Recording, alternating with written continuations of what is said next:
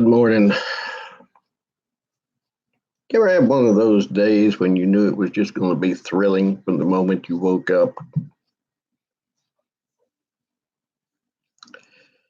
Well, guess what? Kind of one of those days.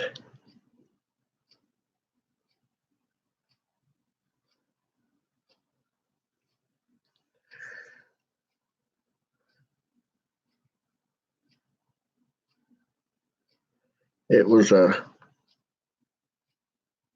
good morning at 5 o'clock.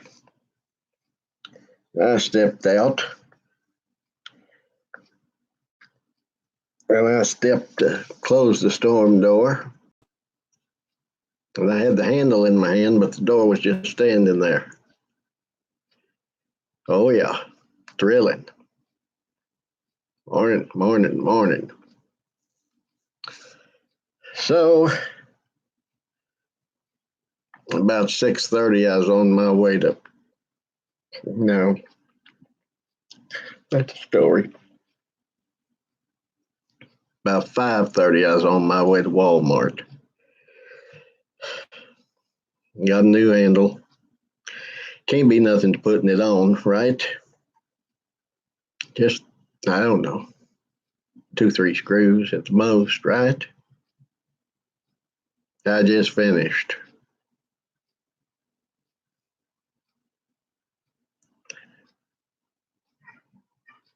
I just finished. I mean, it was 8:30 and I'm finishing, so that's why I'm a little late this morning. But I have a new handle on the storm door.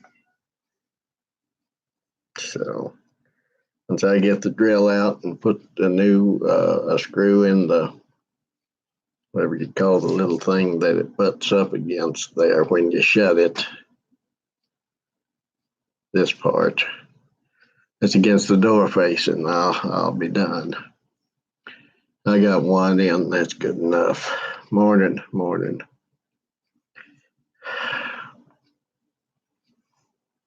There I was. It was a big plan and everything would be lovely and everything would be right and wouldn't have any problems. And then this happens. It's not one thing, it's another.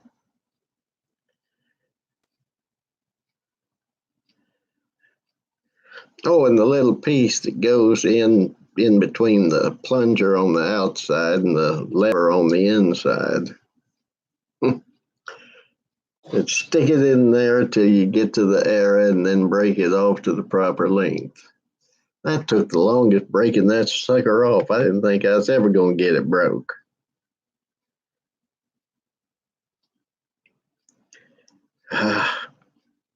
But 'tis done now, 90% of it.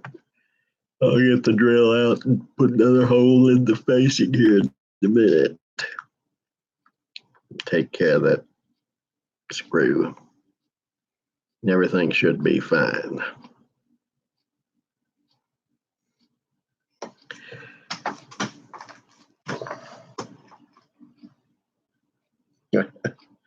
Morning, everybody that's come in.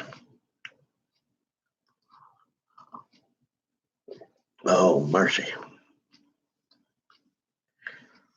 So I was doing that instead of drinking coffee. So if I fall asleep while I'm talking, forgive me. How could you fall asleep and talk? I can do a lot of things. I'm a multitasker. I can talk and sleep and drive all at the same time.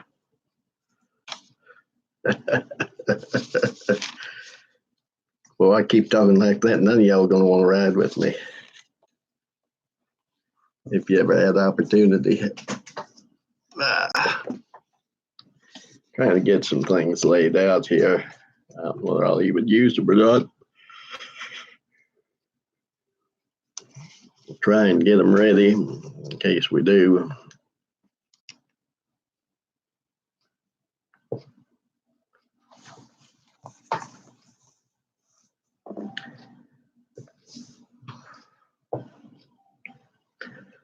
Said we start talking about eschatology. And that's such a big subject. I mean, that's such a big subject. I don't know where to start. Any old Brother Wayne might, I don't know, get a little magazine called Fulfilled. It's preterist paper, slick cover magazine. Put out in California, but it's got generally an article every month, every time it comes out, by Don Preston, and one by the guy out in Pennsylvania, IPA, International Preterist Association. Shoot, what really happened in 70 AD? Ed Stevens has an article in there every time. On the last issue, I believe it was the last, either the last or the next to the last, and I have to confess I didn't read it, but it just fascinates me that I've got to do it. The eschatological meaning of the feeding of the 5,000, and I'm sitting there going, whoa. There may be some deeper meaning in the feeding of the 5,000, but I sure don't see any eschatological meaning in it, although there could be. Mike Crawl's dead. You didn't know Mike Crawl died? Yeah, Mike died years ago.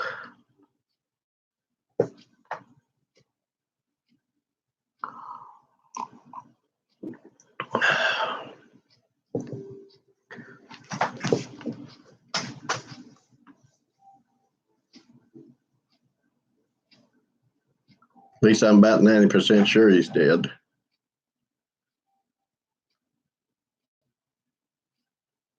I'm pretty sure he's been dead more than 10 years.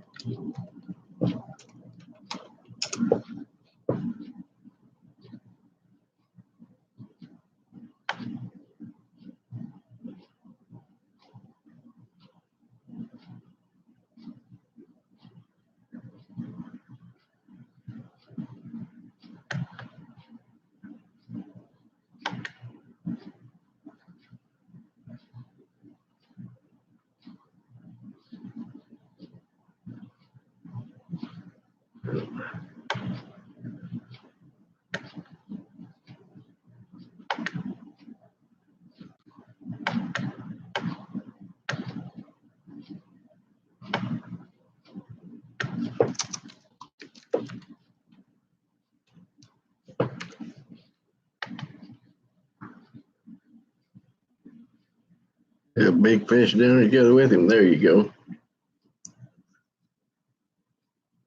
There you go. How about that? I think it's fulfilled.com or fulfilled.org. Fulfilledmagazine.org. I'll look before we get done. It's free. It's a free subscription. So if you want to get it, hey, why not?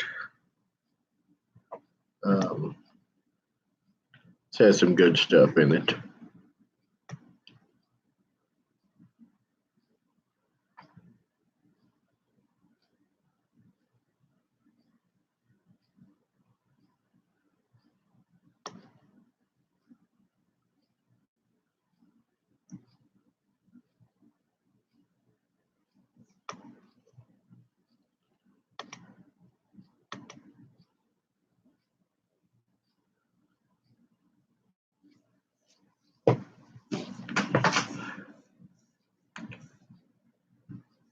You know, Scripture talks about marriage supper of the Lamb. Well, that might be a fish dinner. If it is catfish, but I'll be satisfied to be there regardless what kind of fish it is. And it will be good, it'll be right, it'll be sweet. And the hush puppies won't have onions in them. And there'll be pinto beans on the side. Well, it depends on how you define preterism. Depends on how you define preterism. Think about this. Old B.W. Newton, he said that if you believe any part of the book of Revelation is fulfilled, you're a preterist.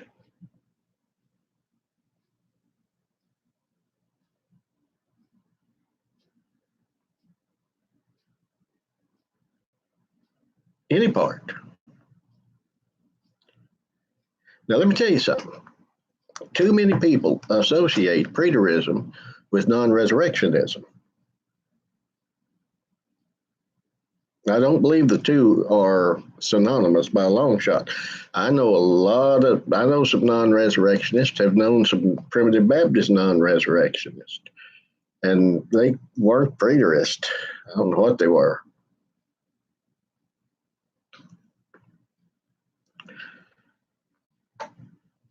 What you have to look at, and the first thing that needs to be considered is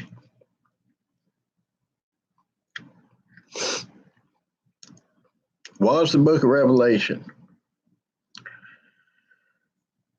written after the destruction of the temple and the destruction of the city of Jerusalem? I don't believe it was.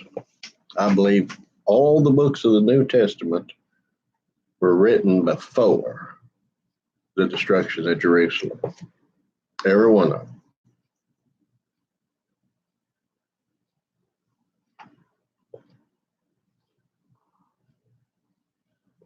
I'm not even sure the theologians are right that John's gospel and epistles were the last.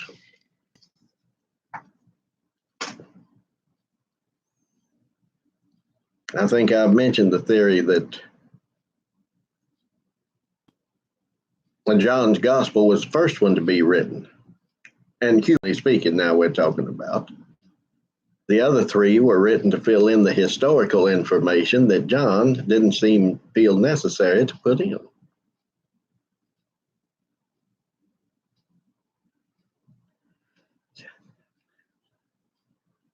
I agree, Brother John. Labels are can be misleading.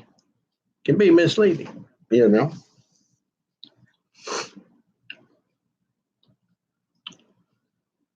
You ask the general run-of-the-mill conditional primitive Baptist what he thinks of an absoluter. And I'll guarantee you 85% of them have never met an absoluter. 85% of them have not heard one preach or read anything by one that they knew was an absoluter. But by golly, they'll tell you how evil we are. And some of them will have heard them and do know and just flat lie.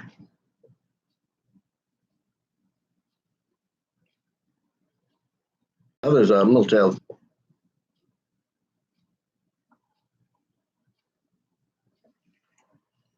privately, very privately, if at all.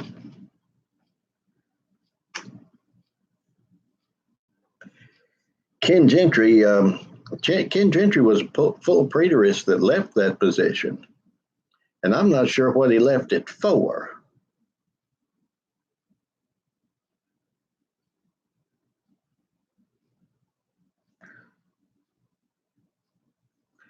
But he did leave the full preterist position.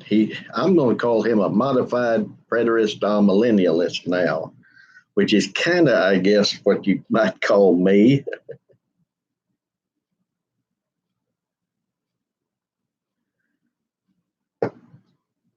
If you read some of the old school writers on Matthew, they were honest about, I guess, preterism, although they may never, no, they didn't know the term, I don't think. I'll go. I'll go this far. The only one that may have known it was Trot, and he was premillennialist. See, the old Baptists have never been one to fuss much about eschatology. Uh, Trot seemingly is premillennialist. Based on everything I've read, I would have to say he's a historic premillennialist, much like Gill. Beebe seems to be an amillennialist. J.F. Johnson seems to be an amillennialist. Not sure about Dudley. Dudley, I don't think ever wrote on that. Thompson never wrote on that. Although I've seen nothing in, excuse me, either of them. That makes me think either one of them were premillennialists. Of course, I can't say they were all male either.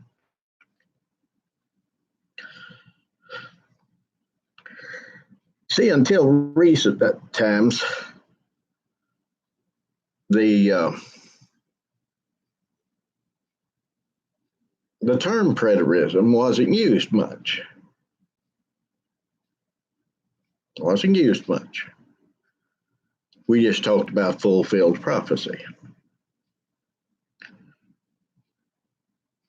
Indeed, I didn't see anything about it till the 80s. And indeed, the first preterist book I ever bought was reprinted by a conditional primitive Baptist preacher in California. He was the most consistent conditionalist that was ever born.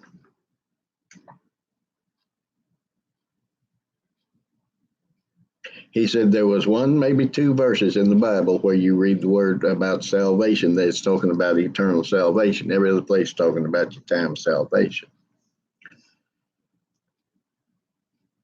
And he republished this. Eventually, he left them and joined the Unitarian Universalist and got a doctorate out of the name. Well, that's what non-resurrection primitive Baptists believe the same thing, that you've already got the new body.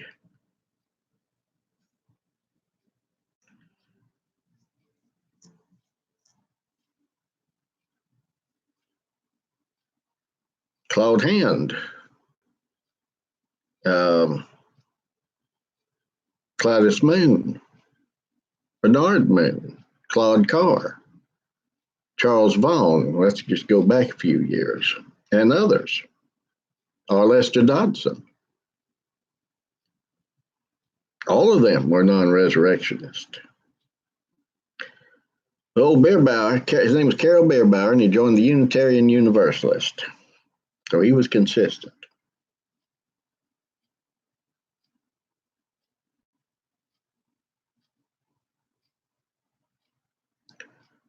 And he republished this book, and when he put it out, he put out a blurb about it, and it said the most consistent amillennial book I've ever read. Ordered 3 copies, one for me, one for Brother Jim Poole, one for Brother Shannon Vaughn. We all read it. Well, I read it. It's called The Christ Is Come by Ernest Hampton Cook.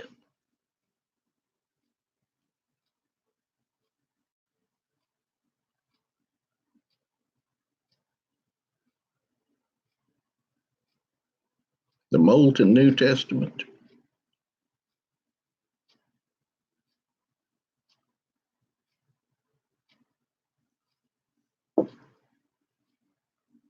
I believe it was. Hampton Cook was his secretary and revised the New Testament for publication, translation.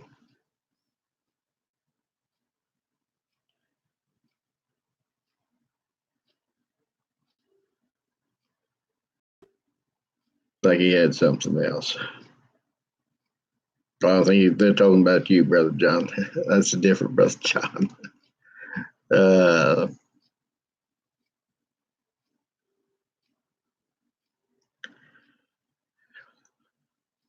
Alabama was full of non-resurrectionists at one time. Virginia and the Northeast. William Beebe leaned toward non-resurrectionism.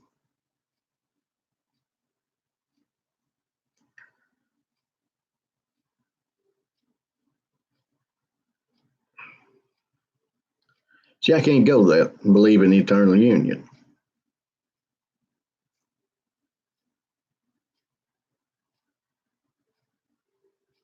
Now, I know some that did.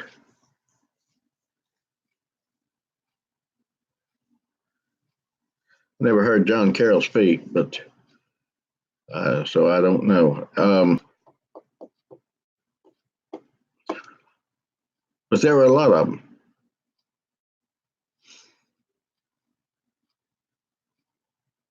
And that's what they believe. They believe they got their new body at death.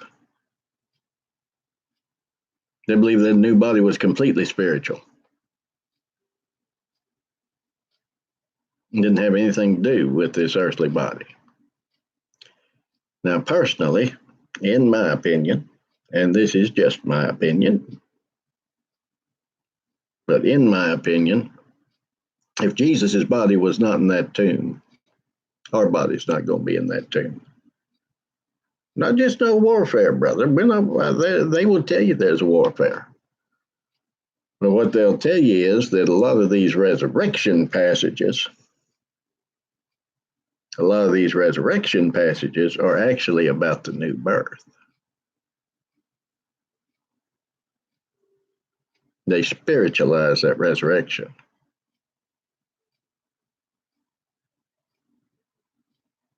Anybody else freezing up?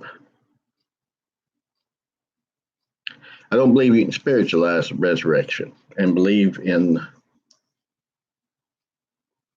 how would we say it, complete salvation.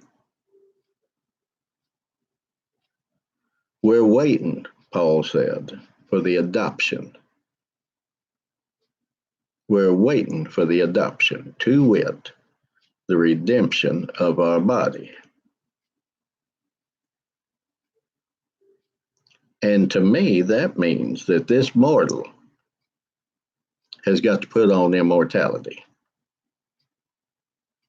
So that on the day of resurrection, this body is not going to be in the tomb, but it's not going to be just like this body either, because it's going to be changed. It's sown a natural body. Now, it's a small thing.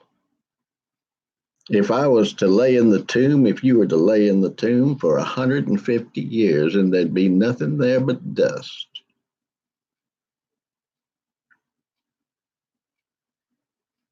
there'd be nothing for God to fashion the body again. Nothing. But listen to me. He's not going to fashion it natural. It's going to be spiritual. It's going to be like Christ. Good. Glad you're back.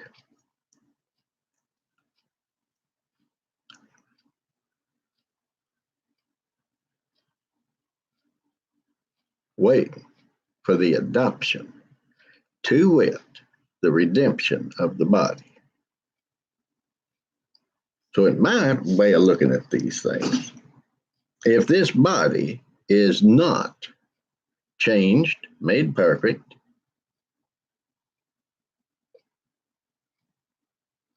made spiritual,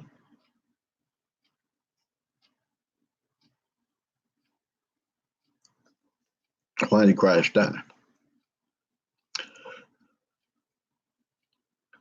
He redeemed us. He redeemed us. Redeemed us from the curse of the law, redeemed us from all the things, the demands that were against us, redeemed us, saved us. We don't have it now. Not the completeness. We have the earnest of the inheritance. We have the sealing of the Spirit.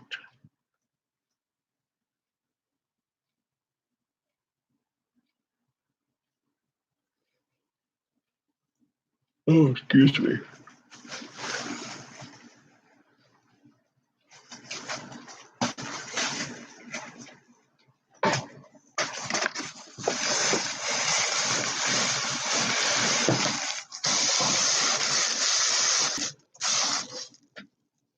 So,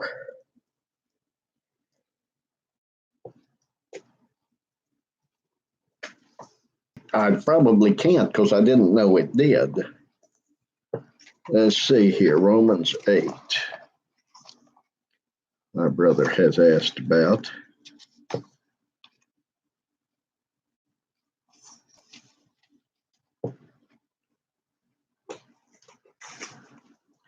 Well, that's where old Funkadoo in Ohio, Indiana, wherever he is, old crossing the parousia of Christ, Max King. So he gets his doctrine that this body is the body of Judaism.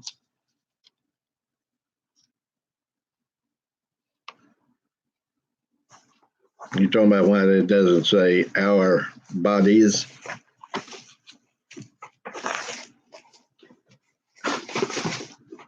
Daenerys, leave Dexter's collar and leash alone. Romans 8.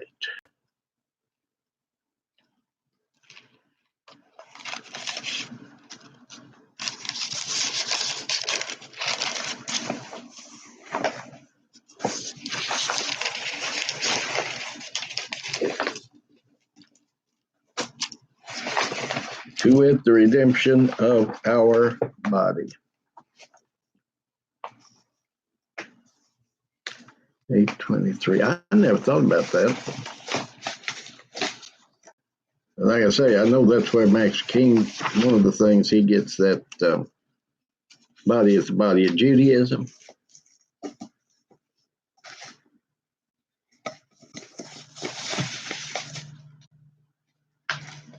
All right, growing within ourselves, waiting for the adoption.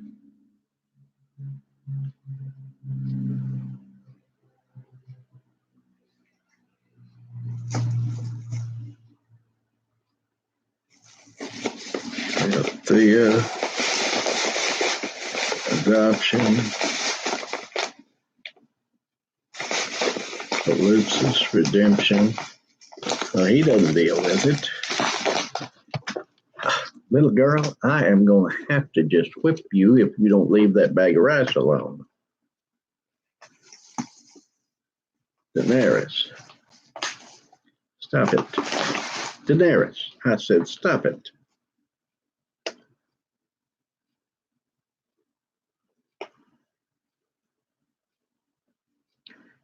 Well, nobody deals with that from standpoint of the grammar.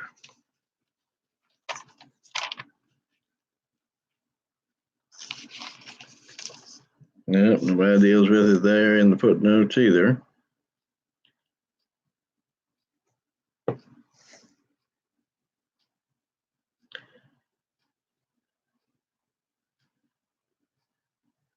Ourselves is plural, not only it. The whole creation groans together and travails in pain together till the present time. And not only it, what's it? The whole creation. But ourselves also, possessing the first fruit of the Spirit. Autoid, definitely plural. Ourselves in ourselves groan, even we ourselves in ourselves groan, looking for a sonship. Ooh. Nope, there it is, of the body of us. Hamon. Yep. Well, I don't know. I have to think about that. Why the plural with the singular body. I'm sure that's some kind of figure of speech in Greek, but I don't know what it is.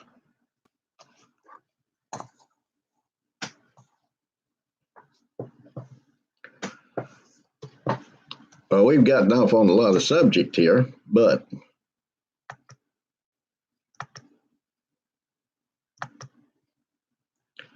I want to see one thing here.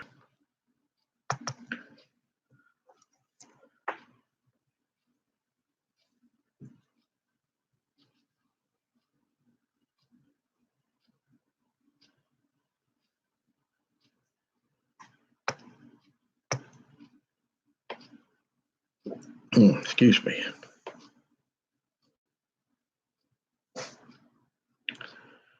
I crawled an article by him, but it doesn't say he's dead.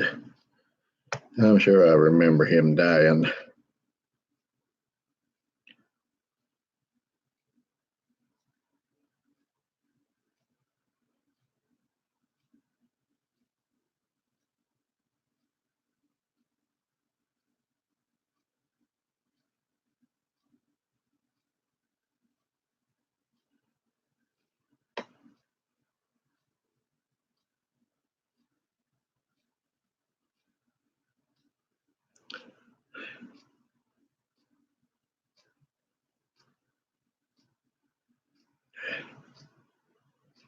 Anyway,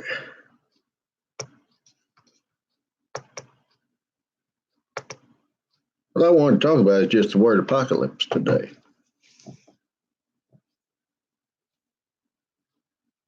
I'm going to read the modern definition of apocalypse.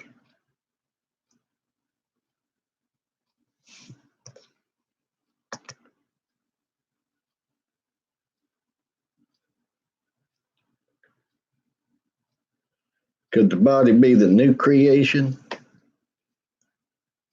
No, I think the body is the old creation. I think it's talking about the literal body, because that's what's going to be changed. That's what's waiting for the manifestation of the sons of God, because it's in bondage now, and it's all tied up in the vanity of the world. So I think it's definitely talking about fleshly changed into spiritual, being changed into a spiritual man. So I don't think that's right, but I could change my mind tomorrow. Apocalypse. The complete final destruction of the world is described in the biblical book of Revelation. An event involving destruction or damage on an awesome or catastrophic scale. That's the modern definition of apocalypse. Now, apocalypse is a Greek word, apokalypsis. And it's a whole lot more simple than that.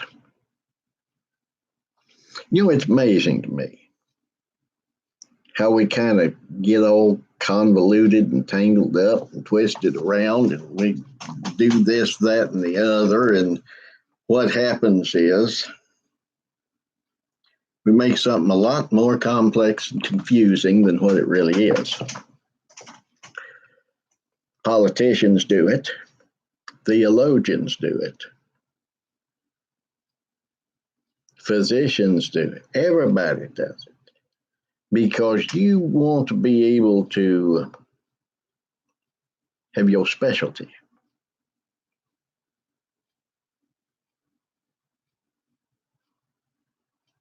I think of the words said about Jesus in the Gospels. The common people heard him gladly.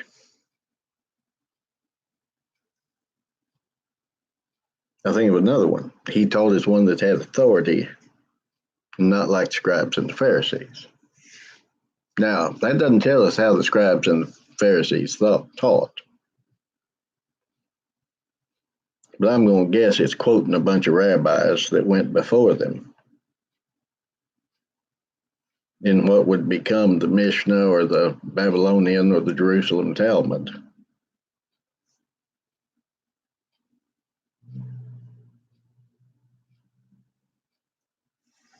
So before we get to the Greek definition of apocalypse, I've got to separate a couple of cats that are fighting. Bear with me 1 second. Rita, get back there. Get somewhere. Leave her alone. Quit acting like you're just taking a bath. Quit. Get somewhere. Go in there with David. Do something.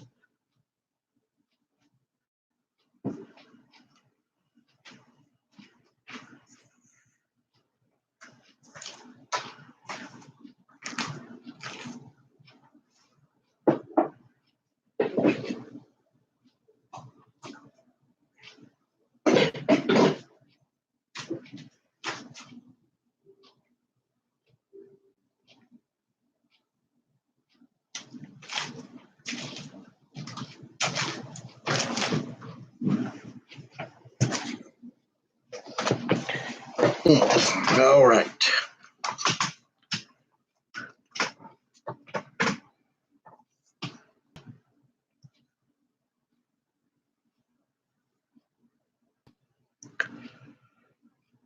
Apocalypse.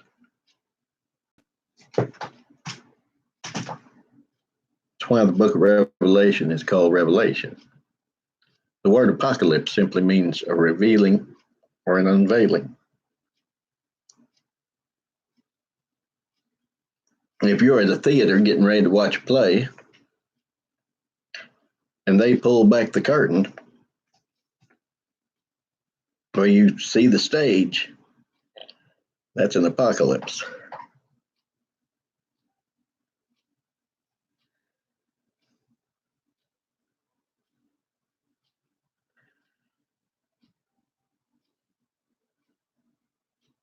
I once did a study throughout the Old Testament of the use of the word apocalypse in the Greek Septuagint.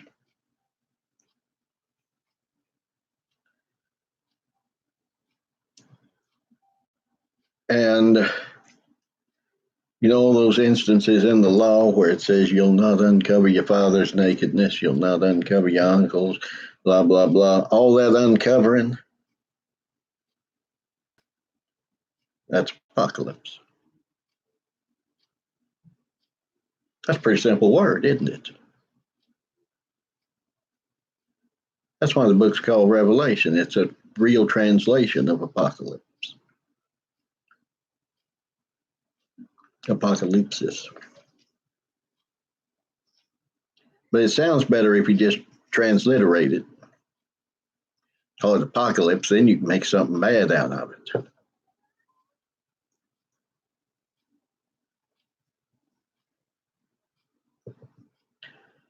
And I say that because it's my opinion that the book of Revelation was not written to show us how bad the end of the world was going to be. The book of Revelation was written to give comfort to God's children in the midst of tribulation. That regardless of where and what that tribulation is, regardless of where, when, and why they are undergoing this, if it is for the name of Christ, He's with us in the midst of it.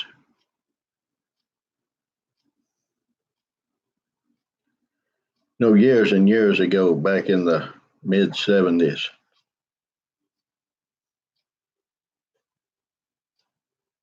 I don't know how I got a hold of it, but there was a magazine, religious, kind of charismatic, least charismatic leaning magazine that was published. I think, if I remember right, it's called Logos. It may even still be printed if it's the same outfit.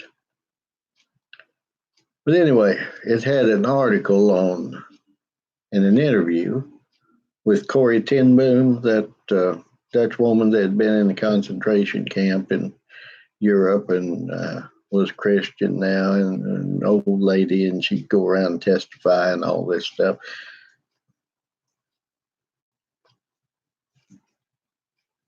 And they said something about the great tribulation that was coming. She said, "Whoa," I'm going to have to paraphrase because that's been way too many years ago that I read that. It stuck with me because of, number one, who said it, who published it, and the truth of it. She said, "Whoa, whoa, whoa, whoa, whoa, great tribulation that's coming."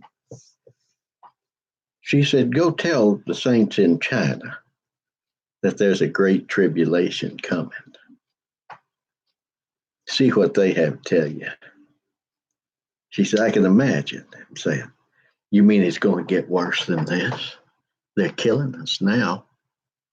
Go tell them over in Russia," because this was when communism was still the driving force in Russia. She says, "Go tell them, go ask them in Russia, tell them about this great tribulation that's coming and see what they say to you." In other parts of the world, She said, they're going through their great tribulation now. And if you don't think it is, just go over there and hang with them for a while. See.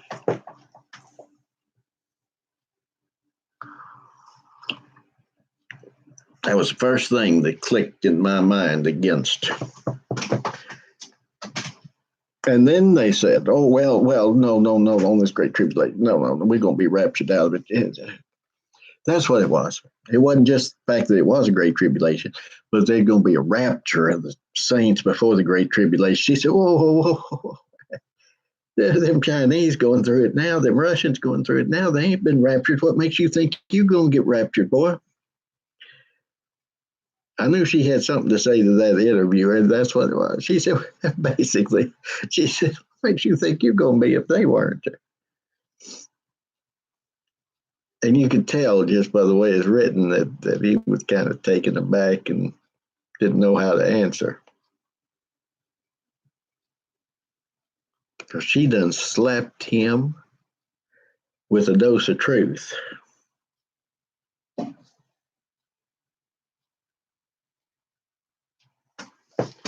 And that was the first thing that kind of gigged my mind to think that the eschatological position that I had been taught, that the majority of my friends and brethren held, was absolutely wrong. And of course, I was already coming to see that their soteriological position was wrong. I was also beginning to see their ecclesiastical position was wrong. That everybody's okay in the church, and as long as you go in, it don't matter where, and things like that. I'm starting to see the fallacy of that. I'm seeing the falseness of the Arminian gospel. And now the Lord just slapped me in the face with a pre-trib rapture ain't right. She's making a lot of sense here. I had to study on it, and I started.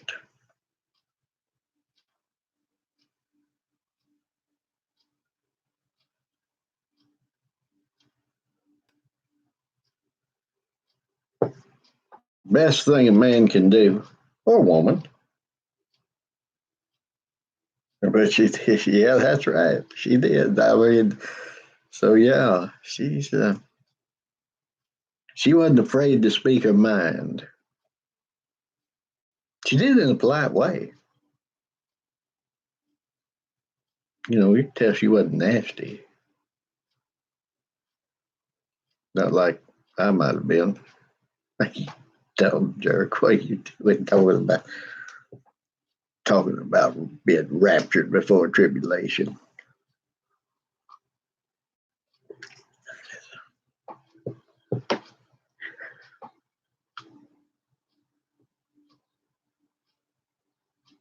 Unveiling, revealing. That's what the word means, which is why it's translated revelation. Because the very first word's in there. Very first word in there. Apocalypsis. Apocalypsis Jesu Christu. A revelation of Jesus Christ. Now, first rule. When you read the book of Revelation, keep that first and foremost in your mind. This is an unveiling, a revealing of Jesus Christ.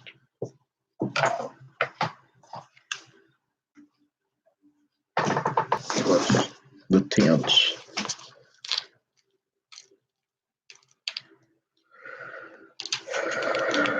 Doesn't say. Thank you very much.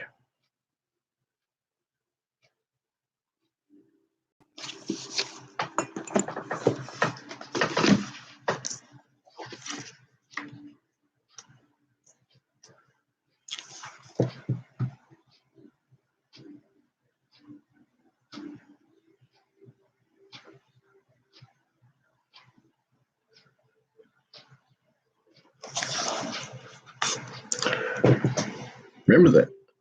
A revelation of Jesus Christ. Now, you looking for anything else in that book? You look the wrong way. We should look for the doctrine of Jesus on every page of our Bible, particularly the New Testament. The Old Testament, we should look for the prophetic picture of Jesus. The New Testament, we should find the fuller revelation of him, his doctrine and his practice. But particularly in this book, because it flat says it right at the beginning, a revelation and unveiling of Jesus Christ. And yet you got the Hal Lindsays, and you got this one, that one, and the other one going in there. And I'm going to rag on the preterist. I'm going to rag on everybody here. I'm just going to take everybody on here and say that everybody's got a little truth. Nobody's got it all. Some's got more than others. Some's got almost none.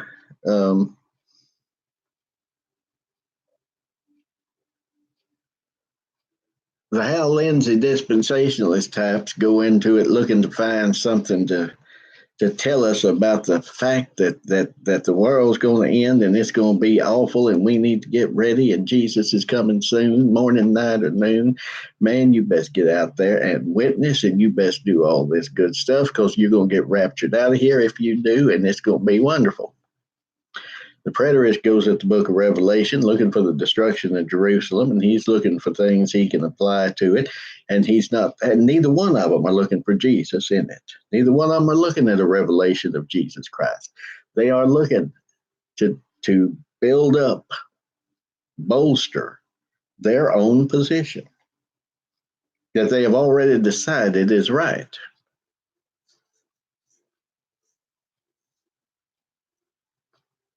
One says, it's written, oh man, this is written back about 100 AD. The other one says, no, it's written about 69. They can't agree on that, so they can't agree on anything else because they're looking at it from two different perspectives.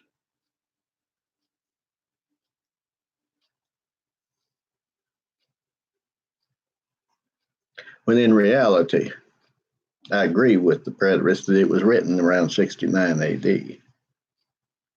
I believe the whole of the New Testament was written then. This may well have been the last book that was written. I don't know. I'm not going to say. None of us know that.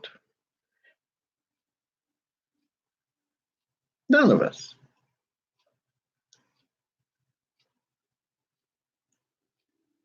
There you go. Oh, greatest tribulation was culminated in Philippians 2, 6 through 11. All other events were planned to bring me to confess that Jesus is Lord. Amen, brother. Amen. So this is an unveiling of Jesus Christ. Now, look what it says next. We're only going to do verse 1. Might not even get all of verse 1. Which God gave to him.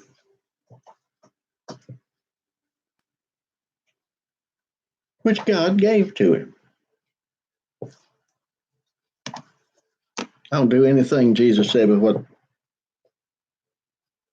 I see the Father do. I work the works the Father gave me to do. All these things. This is the work of God, that you believe on him who he sent. You want to do the works of God? I say, I'm doing the works of God. You say, you want to do the works of God? Well, believe on him as he sent. This is the work of God. Basically, he's telling them you can't believe unless God works that in you, but that's neither here nor there. God gave him this revelation. God gave him this unveiling. God gave it to him to point out to his servants. Woo! To point out to his servants. So, this is marked out who it's from, as it's marked out who it's to. Yes, the internal evidence in Revelation. Absolutely. That's all we got to go by. Because the famous quote from who? Clement of Alexandria? Irenaeus, isn't it? Is very ambiguous.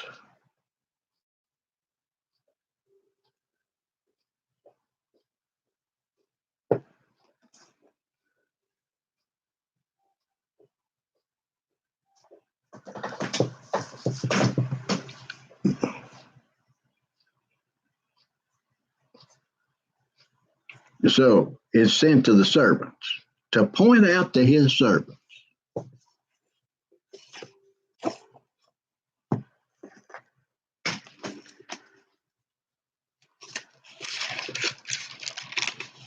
I think the King James Version says show. Yes. To point out,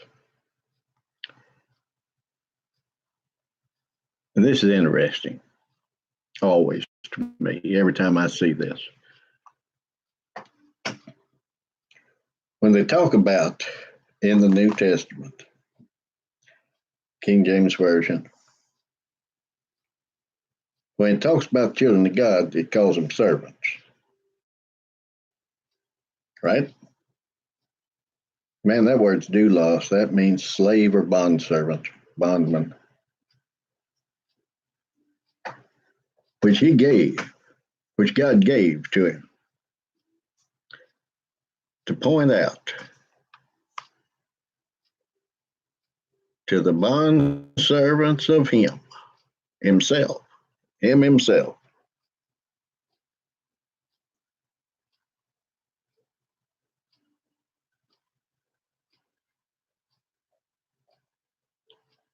The thing it behooves to have done with speed. The things it is necessary to do speedily.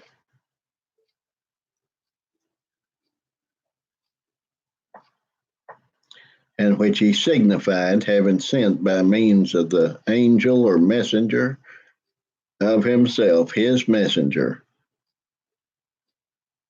to the bondservant of himself, to John. So here we got slave in there twice. Take my yoke upon you. Quoted that yesterday, didn't we?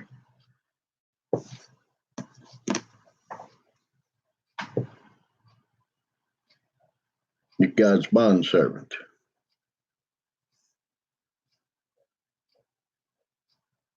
In other words, you're a slave. You're not a slave to the world. You used to be. Now you're God's slave. He sent this.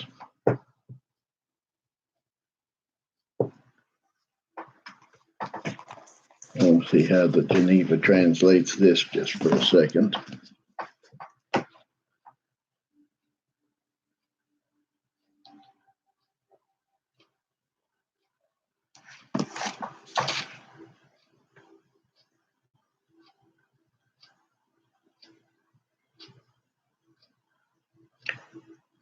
The revelation of Jesus Christ, which God gave unto him to show to his servants things which must shortly be done, which he sent and showed by his angels, signified, I think is probably a better translation than showed, sent and signified by his messenger instead of angel unto his servant John. Wish we could forget about transliterating that word angel and making it messenger.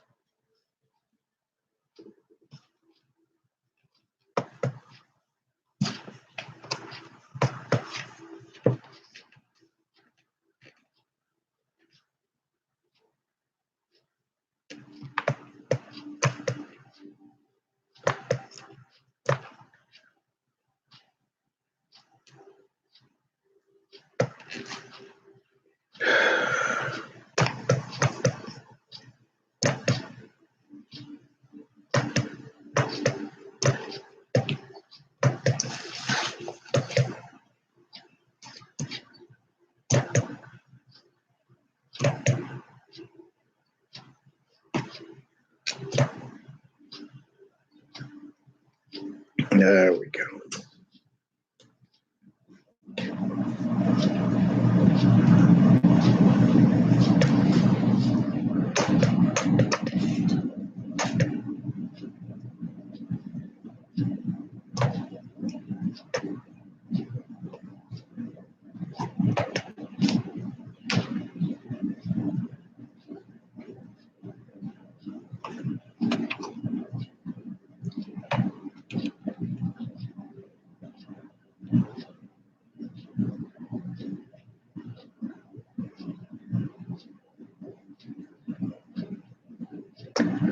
So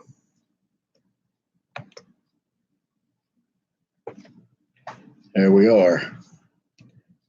He sent it, and he signified it. Signified it.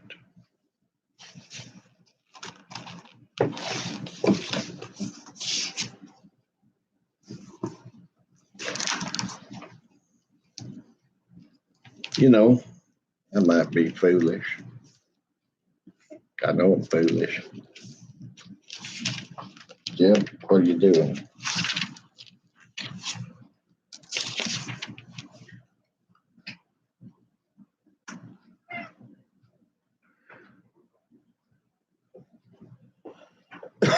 Excuse me. The word properly means to show by some kind of sign. Which is what I was going to say. That if you divide it a little different, we say signified. But what's in first four letters? S-I-G-N. Signified. It was signified. It was shown by signs. These things are not literal that's in the book of Revelation. These visions.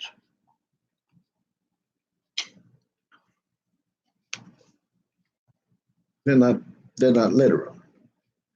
They're signs and wonders. They're things that's going to be seen by the eye of faith. They're not things that we need to look for literally.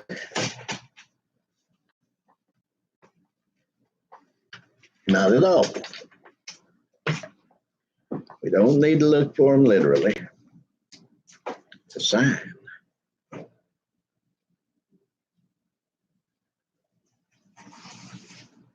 I do not own Metzger on Revelation. I have Metzger's Mind of St. Paul and a couple other little works, but mainly Greek works, but I have no comment on it because I haven't read it. So we need to look for two things. We need to look for an unveiling of Jesus Christ in signs, and it's things which must shortly be done, which must shortly come to pass. Pretty literally, which must of necessity come to pass soon.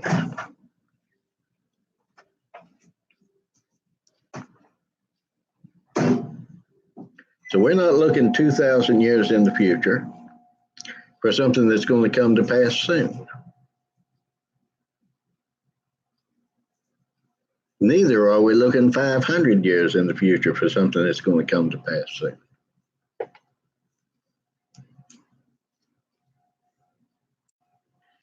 But if it's already come to pass, what good is it? Well, what good is the whole of the Old Testament since it's already fulfilled? Man, remember what I said? Look at the book of Revelation. You're looking at the unveiling of Jesus Christ in the midst of tribulation, in the midst of everything, in the midst of God's people being persecuted, in the midst of bad things happening. He's right there with them. Man, if that's not a comfort, I don't know what is.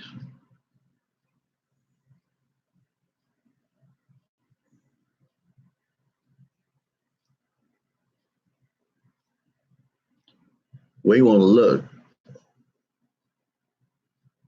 ahead to know what's coming up next. Well, I don't want to know what's coming up next, you might say. Well, maybe you don't. Maybe you're the oddball. Maybe you're the one in a million that doesn't. But most of us would much prefer to walk by sight rather than by faith. So if we can put a date on 7 vials, 7 trumpets,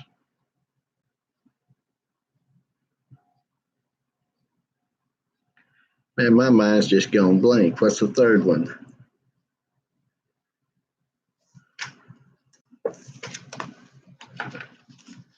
Seven vials or bowls.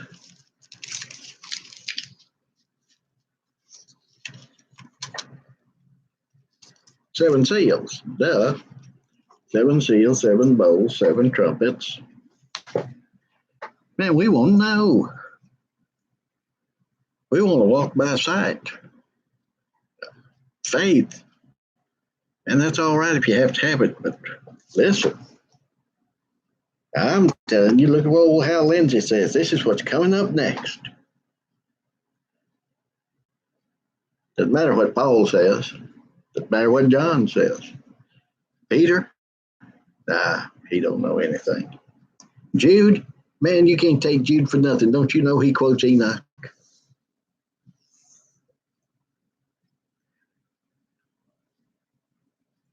Silly, isn't it? That's what we do, and that's what we want, and that's what we have. And that's what we're going to keep doing if we can. I guarantee you we will. You'll do it. I'll do it. Doesn't matter. Because we don't want to walk by faith. We want to walk as much as we can by sight. But that's not where the blessing is it?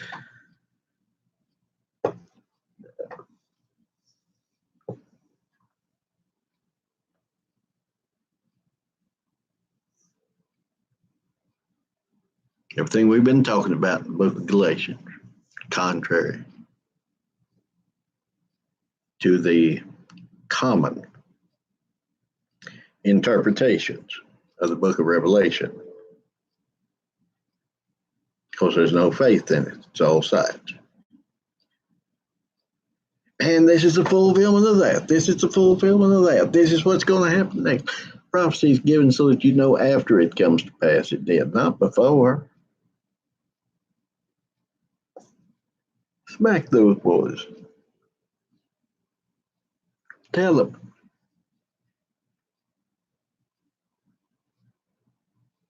Even if you believe in the futuristic interpretation of the book of Revelation, you can't tell what's going to happen next till after it happens. That didn't make good sense, did it? You can't tell what's going to happen next because it hasn't happened. You might say, man, the opening of that seal, I guarantee you, or the pouring out of that vial, that's going to be war in Iran coming up. There may be war in Iran, but you don't know it's got anything to do with that prophecy until after it comes to pass. So you can look back on it and say, God told me that's going to happen. Right here in his word. Not God told me in a dream. Not God told me.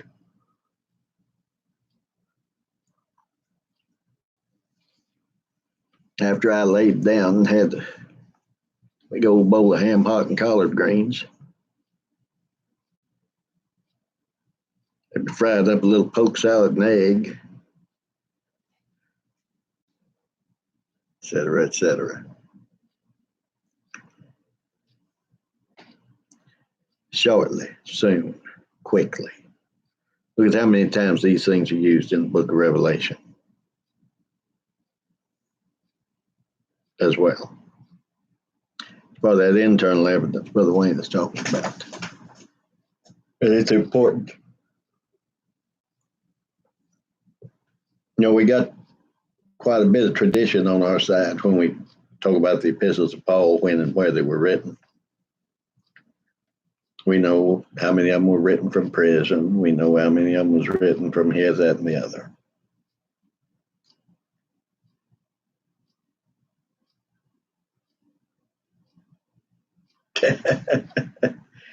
uh, so listen,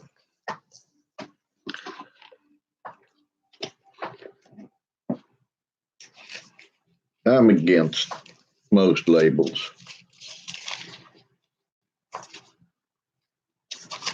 I wish. There we go again, wishing. If wishes were horses, then beggars would ride. Yeah, it's fulfilled, absolutely. So I don't know what label do you put on me? What label do you put on anyone?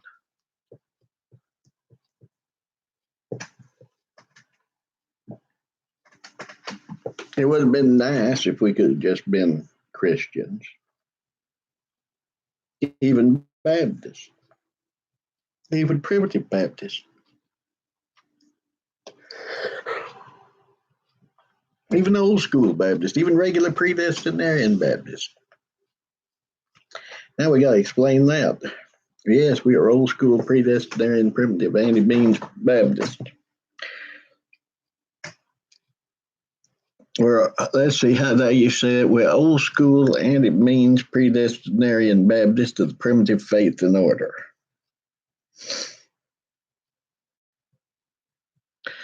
Nowadays, I might throw regular in front of predestinarian just to spice it up a little and call somebody the chomp. You want to know what I believe? Just ask me. Well, yeah, I understand. But we got all this, and we can't get away from it now. And it's a shame. For all his faults, and they were legion, Alexander Campbell was right in wanting to get back to the name Christian, Church of Christ, Christian, etc. Him and Stone weren't stupid.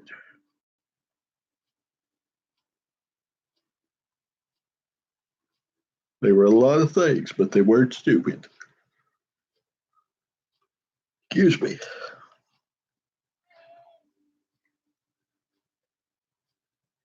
That's right. Christ's death is past. The whole Old Testament is past. Give me a break. Well, no, it's not. There's still millions of scriptures left to be fulfilled in the millennium. Didn't you know that? No, I don't know that. You know why I don't know that? Isn't that in the prophets? So that's a prophecy, correct? Hang on just 1 second. All right, Jim, you and Tom go on down there. Go on.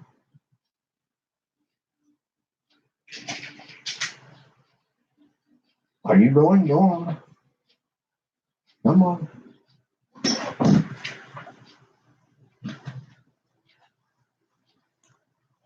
What Jesus come to do? Well, he came to fulfill the law, right? What about the prophets? Didn't he say the law and the prophets? He come to fulfill them both. Now, did he? Oh, he's got to fulfill some of his second coming. He never said that. All he's got to do at his second coming is come. I believe it's all fulfilled, the whole of the Old Testament. Nothing left. There you go. Metzger ends his book by saying the book of Revelation provided pastoral encouragement for Christians who were confronted with persecution. Well, bless my heart, I agree with Bruce Metzger. It's nice when you can agree with a scholar and not know it. Find you taking the same position as some of these cats.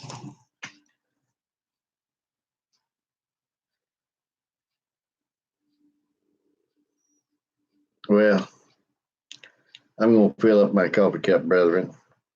Any other questions or comments? Didn't say near as much as I wanted to about the unveiling and how it was done used in the Old Testament. Maybe we can do that Thursday. I just mentioned the uncover part, and that's the majority of it. So, but let's Let's think about these things. I'll be right back, Lord willing.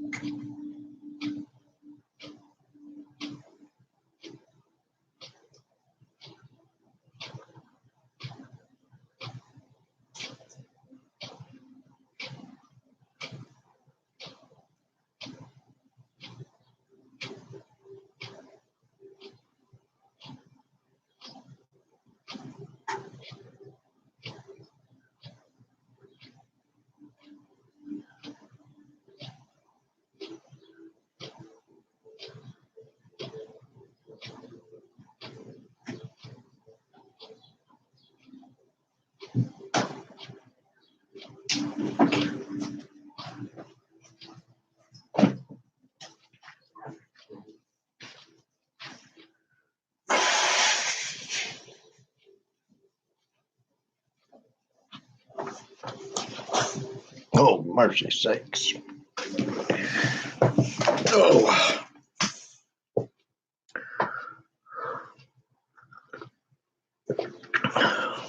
Yeah, we have to have some labels because of the errors and divisions that have come. I agree. I don't like it, but I agree. How far do we go with them is the key. You know, Smoot went pretty far. He old school anti-means predestinarian or Bible Baptist. Is that right? Seems like I left something out. I'll have to look at an old sectarian and find out.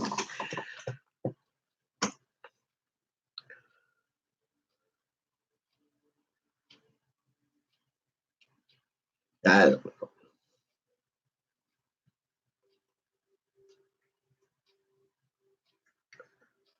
we'll grab a hold of some of that stuff as we go through.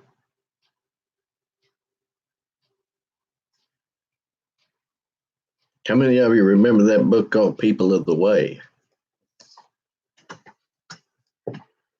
Don Reiner, I think, republished it a time or two. Somewhere it's probably back in Oklahoma. I've got a first edition of it published by I don't know, someone else. Who was Reiner's mentor? Swingle, Bible Truth Depot. I see Herondine. He might have republished an edition of it too. People of the Way, right? Yeah, the synagogue of Satan's still here. Man, oh man, yes. Absolutely. And you don't have to look for a sign that says Church of Satan.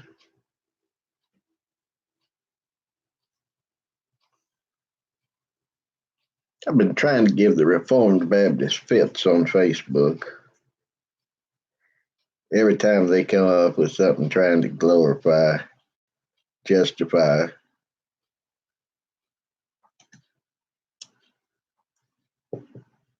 uniting with Pedo Baptist and Armenians. I try and gig them a little bit.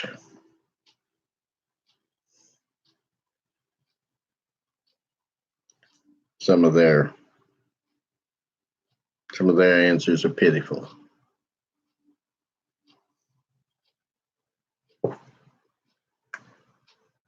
I got to see how they responded to my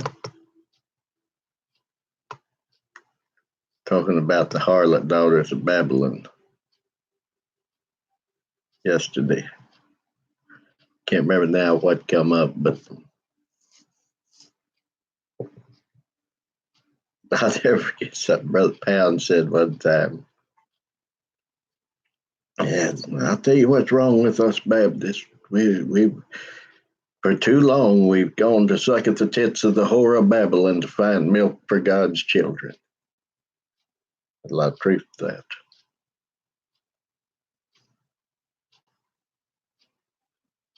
A lot of truth to that. Well, as people of the way teach, gosh, it's been so long since I read it, I don't know. It teaches basically assemblies of Christ have no organization, if I remember right. There's some other weird things in it, but part of it is a church history that that traces from Jerusalem to modern times, we'll say.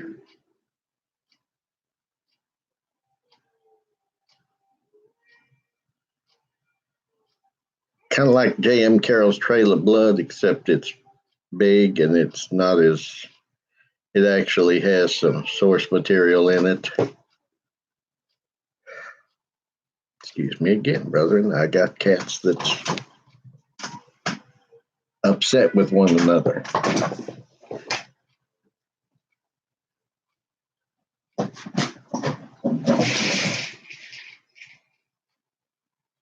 Hey, get in here. What are you doing? Tommy, Tommy, leave it alone. Thomas, leave Puppy alone.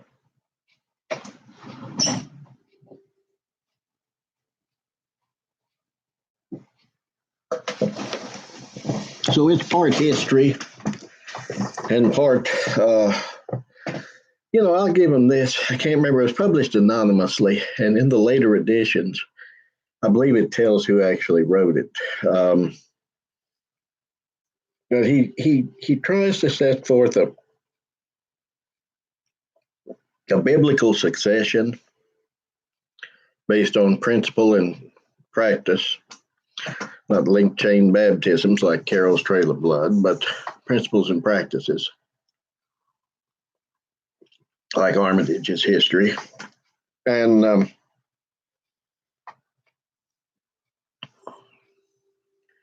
because I'm not even sure I know he's not a Baptist, but, or at least I don't think he was, but he tries to set forth it. Well, Brother Bellamy, that's all right. It'll be up here in a few minutes for you. I ain't going to be on much longer, I don't think. It's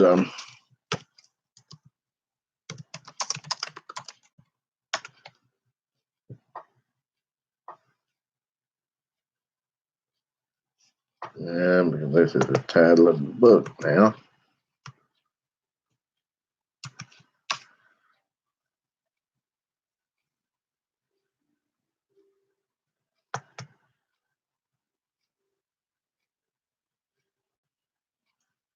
Renewing Episcopal Identity. Nobody's got that old one on there.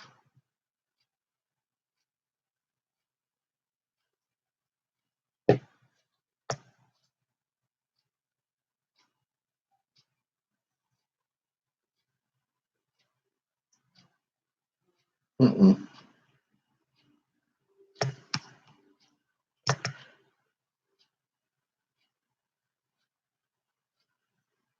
Everybody's talking about a new book called People of the Way by an Episcopalian, Dwight Sickley.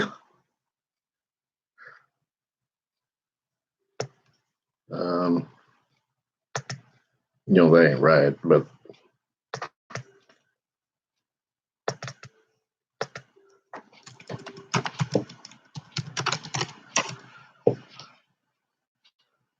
you can always find something on Absalom, on Amazon, on Absalom.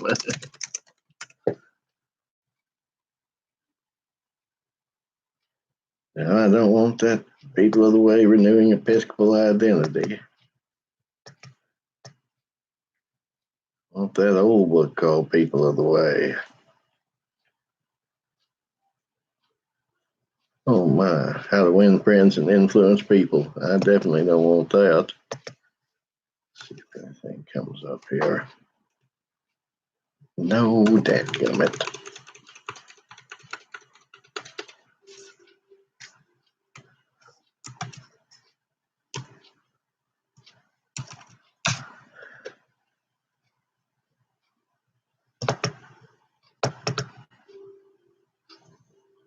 Nope.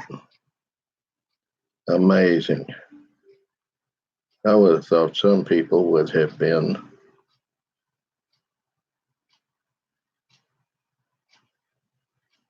kept that thing in print. But they did not. So there.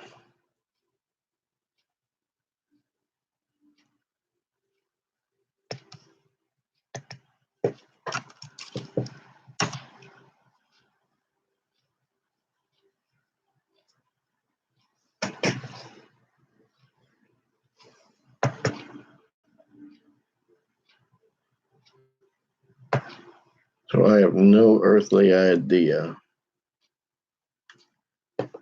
who wrote that.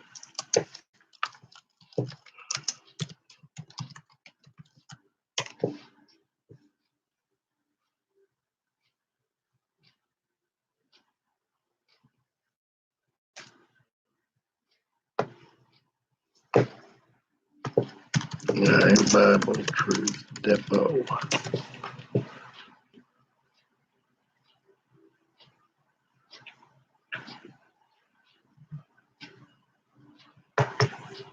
Now, why didn't that come up? Here it is on Amazon. People of the Way, from a saint to a saint.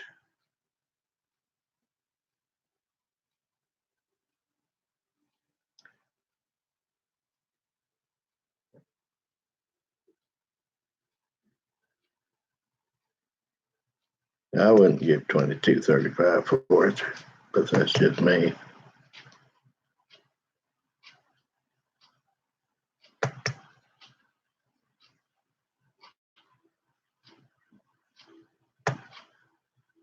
Well, this is a Plymouth Brethren.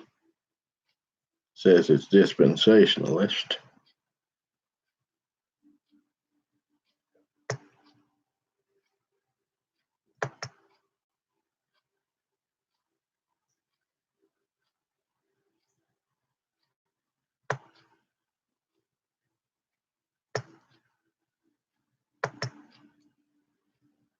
I didn't think it was dispensationalist. I guess could be.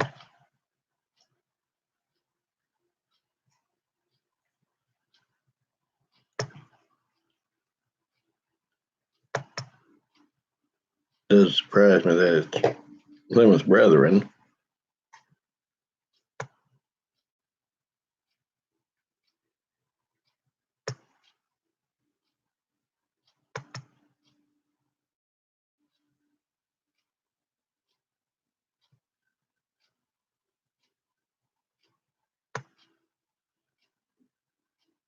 Yeah, Bible Truth Depot, 1961.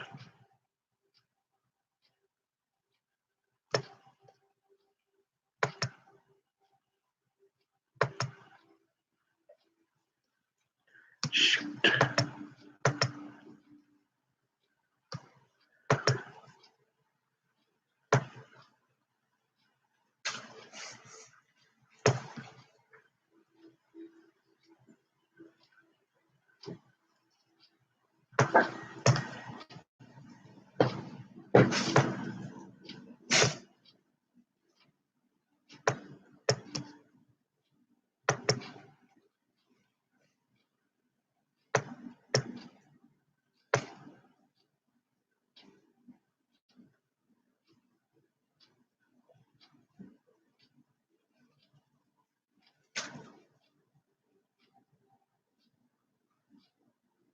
Bible Truth Depot, St. Louis, Missouri. Didn't know there was such a one.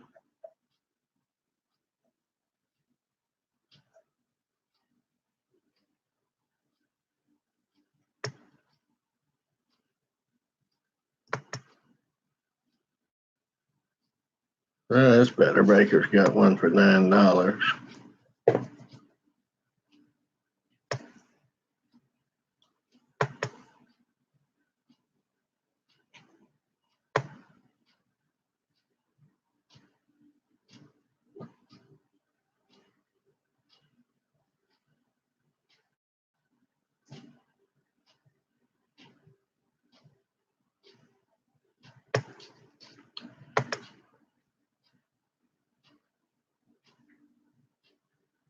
Broadbent Pilgrim Church. Yeah, I remember Broadbent. Yep. I remember the Pilgrim Church. I got that from somewhere years ago. Maybe Brother Barry. I don't know.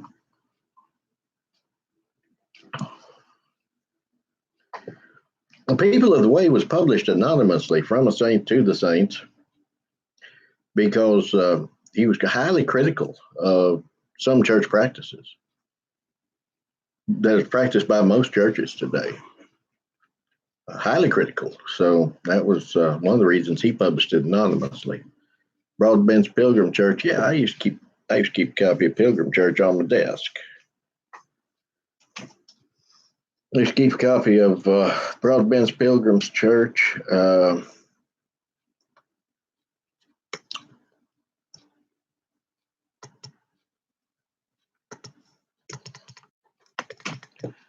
Probably can't.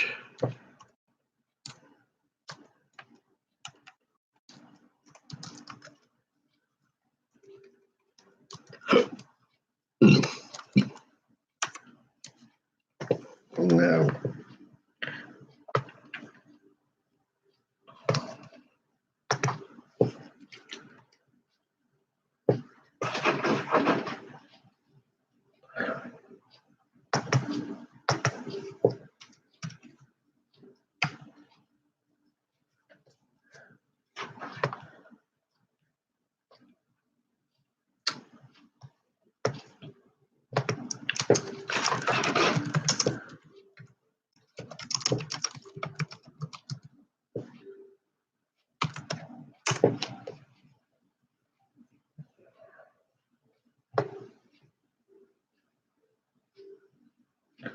There was a book. It was mentioned by Hassel. I can't remember how to spell the author's last name. Depressance. And I think it was called The Early Years of Christianity. And I had the first 2 volumes of that. Broadbent's Pilgrim's Church. And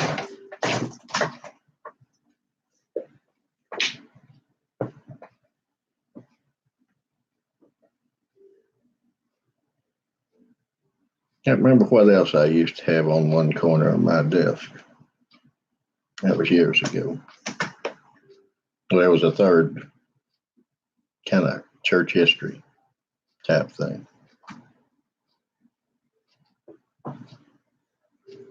I can't remember what it was.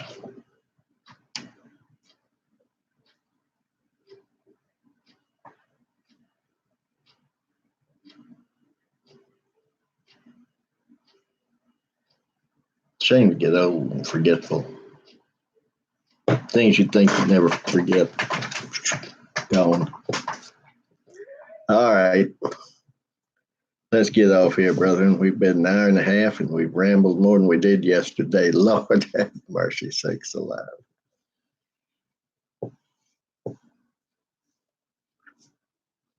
Bow with me. Heavenly Father, give us a sight of Jesus. Reveal him, unveil him, show him to us that we might see his beauties. We might know his glory and that we might experience his love for us. And know that regardless of what we go through in this fleshly life, that he will never leave us nor forsake us, that he will be with us now until the end, and that regardless, he abides faithful. Look down upon us with pity. Keep us as the apple of your eye. Strengthen us. Give us heart and a mind to look into these things. Let us know that they are profitable for us. Now go with us as we go forth from here and go through the things we need to do today. If it be thy will, gather us together again tomorrow.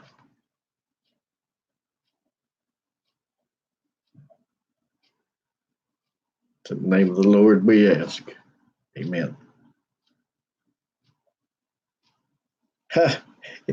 Bless your pea-picking heart, Brother Bellamy. It was indeed the Reformers and their stepchildren. Thank you. Leonard Verduin. That's a great book. I love that book.